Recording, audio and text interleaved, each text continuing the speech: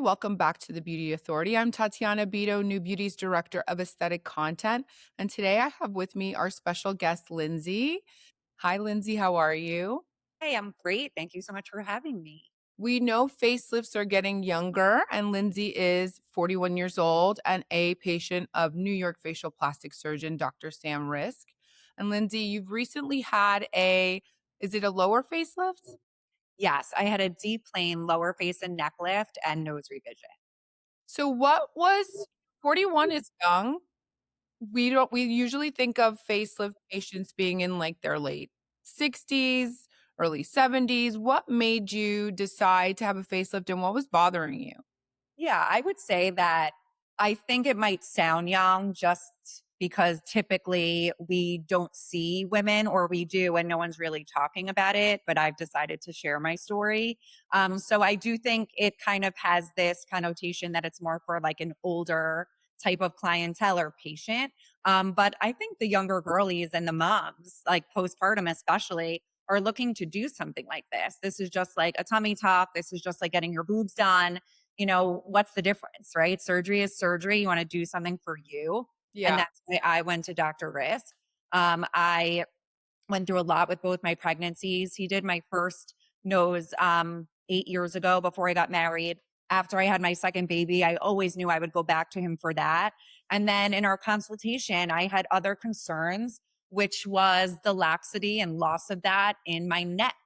And as Dr. Riz will tell you, he believes that the fountain of youth is in the neck, what the neck looks like. And I totally understand that. Like I learned that line from him. So when he saw how much laxity loss I had, he was like, we can really do this all together. I had no idea that I was going to go in for this type of surgery. In fact, I only wanted to do my neck if he said I could.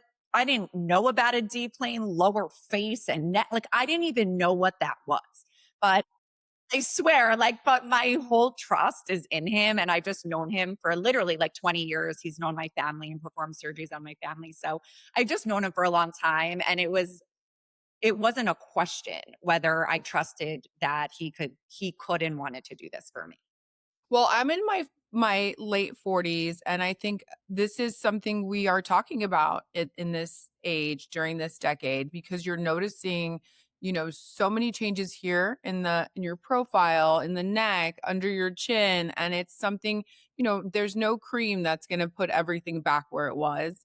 So, I think, Fisk told me, like in the series that I recorded, we do a lot of BTS together, like me going into his office. I hope you watch those. They're really great and interesting. But he was like, no cream is gonna fix all of this loss that you have. And yeah. the only like way that I can explain my loss was I didn't have that type of postpartum skin laxity in my stomach or in my breast area. Like all of my loose tissue like fell and sagged from my lower face down to my neck. Like I never had that type of laxity until after I had my baby girl, who's now only 20 months. So I'm glad. I honestly like literally the best thing I've ever done. But So you look amazing. You look gorgeous. No one would ever say that you had anything done, right? You look super natural. So, were you hesitant at all? I know you have so much trust in Dr. Risk, but it is a big surgery. Were you hesitant, and what was your recovery like? yeah, so I definitely think I just did a post on my Instagram about like the things that I didn't expect about surgery, maybe more so like things nobody really discusses. And that really is how hard recovery is. I'm a month and a half post op only, and it's extremely tiring. I mean, I'm exhausted. Like I said, I have two little kids. I'm living the suburban life. I'm driving all the time. Like I'm very tired.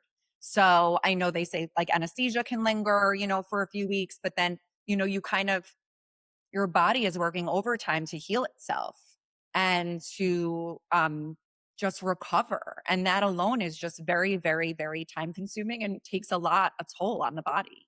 Well, I'm glad you're being so transparent about it, because you see like before and after pictures online, and no one talks about the in between, right? So, it's no joke. It's no joke. Like right now, I'm exhausted. And also it makes it difficult because my job is to show up and show face and, look a certain way. And you just have to give yourself grace. If you're doing surgery, you need to understand like you have to prioritize yourself and your well-being. Something that women don't do enough of or often enough. Yeah, and it's early days, right? So by month 6, I'm sure you're gonna be the Yeah. fatigue will be gone. Let's talk about scarring because that's something that people worry about a lot. Where are your scars and how do you feel now that you're healing in 1 month out? Sure. So, Dr. Risk, he's just like this meticulous suture magician. Like I said, I didn't know what this like entailed or looked like. Like I wasn't Googling anything. Like I didn't understand the magnitude or capacity or like that this was at all. Yeah. Well, he put the stitches in the hairline and then he brings them into the ear and then behind my ear into my hairline in the back. So everything is hidden. This is actually the first day for you, Tatiana, that I put my hair down because my hair is, I do love wearing a bun no matter what, but my hair has been out of my face because, you have the medicine, you have the ointment, and Yes. feeling of just like hair in your face. You just, your senses are heightened, right? So, like you don't want anything on you. But I did my Dyson this morning for you. So it's cool for me to like see myself with my hair Yes. down. But the You're stitches, finished it's like your finished product, right? why I mentioned the hair is because of the stitches, right? Like people essentially can start wearing, you can't get blowouts. You can't work out right away. Like girls, you can't do all the fun girly things. Like it comes with doing surgery and that choice that you make for yourself. And what about your friends and family? Have they been supportive? Because I'm older than you are, and I think everybody would say like, "What are you doing? Stop." Just the connotation of the surgery rather than what it really is so, scary for a lot of people. Yeah, I think I was, to be honest, like, when you're doing such a large surgery, there were very dear friends of mine that I didn't even tell that I was doing this. And I felt like some of them were a little not upset, just like, oh my God, how could you not tell me this? And when you're doing something this big, you're in your own head, like you want to make sure you're going through with it. You want to make sure you're like out of it. Right. And then let's talk. So it was definitely like interesting that some of the people I'm close to didn't know, but the ones that did know, so supportive. And Yeah. also didn't realize how much skin that I had because to the eye, I'm always a camera, like how you are, No, Mhm. I'm not filming myself from below. Um, Yeah. I'm talking straight to camera. So no one really knew. And to answer that other part of your question, it's like I never really lived my life caring what other people think about my choices or decisions. Like, I'm a very confident woman. I've always been extremely confident. I just think, especially in this situation, for anyone who's looking to do surgery, like, this is something that you must do for yourself. If you don't do it for yourself, you're never going to be happy, you know? Yeah. So, That's great advice, and I also love what you said too about, like, keeping it a little bit private, talking to the closest people to you, but you don't want all of these, opinions in your head right before you're going to have, the most serious surgery of your life, so yeah. And it's also like, when you're in recovery, you also don't want that attention. Like it sounds so horrible, but it's true. you don't your phone can't be ringing off the hook. Like you are on pain meds, you're on drugs, you're chilling, you're relaxing, you need to sleep. So it's that pressure. Like I didn't want to feel that pressure. And Yeah. when I decided to film my surgery diaries, excuse me, I genuinely was like waking up when I wasn't on pain meds or weaning off pain meds and like editing this content. And I joked about that in Dr. Asaf's. I'm like, I edited all this content on pain meds. So it's like you need privacy for yourself to heal it. Like, and truly that's like tell the people, like, even if it's one person that you're doing it to have that support. And then I would say keep it to yourself. You just don't want your phone like ringing off the hook. Like it gets, and then people talk, right? Right. Plus, you want to reemerge feeling confident and as your after photo, Exactly. And right? a lot of my friends now say, like, you in person, I think online, there the camera online, like the iPhone, it doesn't show like as dramatic as it is. But I actually was with a friend of mine the other day and she's like, you look like so much better in person. This is like everything about you is different in person. And I'm like, I agree with that, you know? So So, for our viewers and listeners who want to follow along and see your journey and what you've documented so far, what is your social media handle? sure. It's at Lindsi Lane Style. And I'm Lindsay with an I, LINDSILANE style. Amazing. Well, Lindsay, this has been so great, and congratulations. You look beautiful. Thank you. And I think, there's no right age, right? It's how you feel, and you want to look your best and feel your best. And thank you for sharing your story because I know there's a lot of women and men out there who are considering it. Absolutely. Women should always do what makes them feel best. I'm all for women, period. If that's Me what too. makes them Me feel too. if that's what makes them feel beautiful, they should be doing that. So, And we're both huge fans of Dr. Risk, who we're going to talk to next. All right. Thank you so much, Lindsay. I have with me Dr. Sam Risk, Lindsay's facial plastic surgeon for her procedure. Hi, Dr. Risk. How are you? Great to see you, Tatiana. How are you? Great to see you too. Now, you are the name behind so many celebrity transformations, so you are the best person to talk to about this. We are seeing more and more people having facelifts early, like Lindsay. How do you evaluate someone and know that this is the right procedure for them? So, when a patient comes in early 40s, mid 40s, the most important thing is determine whether they really are a good candidate for a surgical intervention. And one of the key things is I put my hands on their face and I assess the degree of laxity. You have to have a certain amount of laxity to warrant surgery to get a natural outcome. You also don't want to have any tension on the scar. So when I close the scar, as you saw in Lindsay, she healed very quickly. The scar is imperceptible. That's because I already made the assessment that she has enough laxity, that she is loose, and that the deep muscle is loose.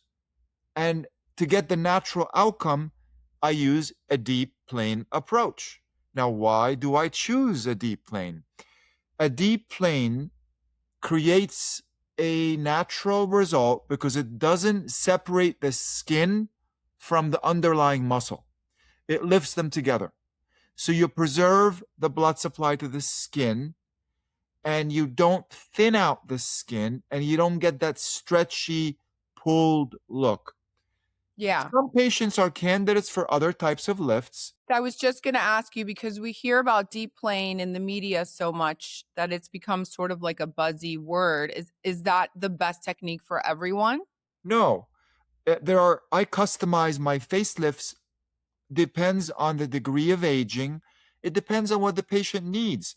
Now, the deep plane, I perform it around 80% of my patients. So most of the patients that see me are optimal candidates for the deep plane because it will achieve the best outcome. But certain other situations, you could do a smash lift and you can get a good outcome. It just depends on the patient. But most of my patients want to look natural, and the deep plane is the best way to achieve a natural outcome, preserve the blood supply to the skin, and give them the best durability as far as longevity. How do you ensure that the results do look natural? Because, a lot of people associate a facelift with a very pulled wind tunnel look. So, how do you keep the balance right? Listen, you know very well I treat a lot of celebrities, and you would never know they had a facelift. So, how do I do that? Well, you keep the skin attached to the muscle so you don't thin out the skin. Two, you pull in the proper vector or direction. If you pull sideways, you're going to widen the mouth. If you pull too vertical, you're going to make the eyes look small. There are certain vectors that are more vertical, that are not completely vertical. that achieve a better outcome. It depends on the patient, but generally speaking, the vector is very, very important. And how deep you go is critical. So you have to go deep enough so that the deeper foundation of the face is lifted. So you're not stretching the skin against a loose foundation. You have to treat the foundation, which is the muscle. Now, we know you have a waiting list. Not everyone's going to be able to get in and see you. What are some things that you should ask your facial plastic surgeon before you have surgery? One, how many do you do? And you want to ask for um, to see post-operative patient results at different times. You don't want to just see 1 week. You want to see 1 week. You want to see 6 months. You want to see what they look like a year from now, 2 years from now, maybe 3 years from now. So it's important to see long-term outcomes, but also you want to know that your surgeon is a specialist in this and does enough facelifts per week, every single week. You don't want to go to somebody who does an occasional facelift once every month. Right. And as far as recovery goes, what does that look like with a deep plane facelift? And is there anything that you're doing differently for your patients that is notable that people should be considering? So you know I'm very big on recovery. I don't use drains. I use internal tissue sealants to reduce bruising and bleeding. We employ post-operative hyperbaric oxygen, certain medications that make you heal faster. And it's important to know that because the deep plane doesn't violate the blood vessels under the skin, you get less bruising. Wow. So Yeah. there are multiple layers of things that we do, including eliminating drains. A drain is a foreign body. A drain does not prevent a hematoma, and a drain can cause infection. So if you eliminate the foreign body that can cause an infection that doesn't prevent a hematoma, you can do a lot with the tissue sealant technology. I was the first person to use it in facelift surgery in the US. That's so interesting. And I can imagine with techniques, advancing and recovery advancing, there's so many people that are more, apt to get a facelift these days. What is your advice for someone in their early 40s, late 30s who's considering getting a facelift? I think it's important to see somebody who does a lot of facelifts who will give you an honest opinion, because you don't want to be operated on if you're not a candidate. That will cause a lot of problems. So, as you saw with Lindsi, she posted her preoperative evaluation, which was quite important. I was assessing how to assess her face to determine if she is a candidate. But we're seeing younger and younger patients. A lot of people are taking, peptides and they're losing weight, and hormonal changes, pregnancy, weight gain, weight loss, all these things take a toll on your face. And it's people also, a lot of patients have melted their filler. So when you stretch your skin from filler and then you melt the filler in your 40s, that skin is not shrinking. Yeah, and you brought up a good point because there are so many people that are on GLP-1s right now, and a lot of that age group, it happens to be either perimenopausal or menopausal. So Correct. it's almost like a double-edged sword, and you're losing collagen and then you're losing weight and you have hollowness. So I think there are more people considering facelifts younger because we're, so Losing dependent on weight, melting GLP-1. fillers, and any kind of stretched skin from whatever it is, whether Yeah, filler or fat, is not shrinking in your 40s. yeah. So Now, you if I do see a patient that is not a good candidate for a facelift, I will refer them to my dermatology colleagues to perhaps perform some non surgical devices that can benefit them. Yeah. And how long should we expect our facelift results to last? That's a very good question. I always tell patients this. If I do surgery on a patient who has an identical twin, the patient who has the surgery, if we follow them 10 years, 20 years, 30 years, they will always look younger. The Mm, question is, when should you repeat it? For an average person, 10 to 15 years. But some of my Hollywood patients, they're repeating it every 3 years. So it depends how you accept the aging process. For Yeah. an average person, 10 to 15 years. For patients that their face is important to them on screen, they can't accept the aging process like we do. It's more like 3 to 5 years. And let's just be clear, are a lot of these lower facelifts only, or are they full facelifts? Some of them are lower only, some of them involve the brow and the eyes as well. Yeah. And I think that leans to a more natural result, right? Because you're tweaking and adjusting and enhancing the certain areas that you see the most concerns. Yeah, once you adjust the face and the cheek and the jowls, you do need to make some adjustments in the brow and the eyes so it all looks in harmony. Now, Lindsay didn't need that because she didn't have laxity there and she had a high brow. But a lot of patients would need a partial brow lift or a lower lid to address excess skin concerns or redundancy.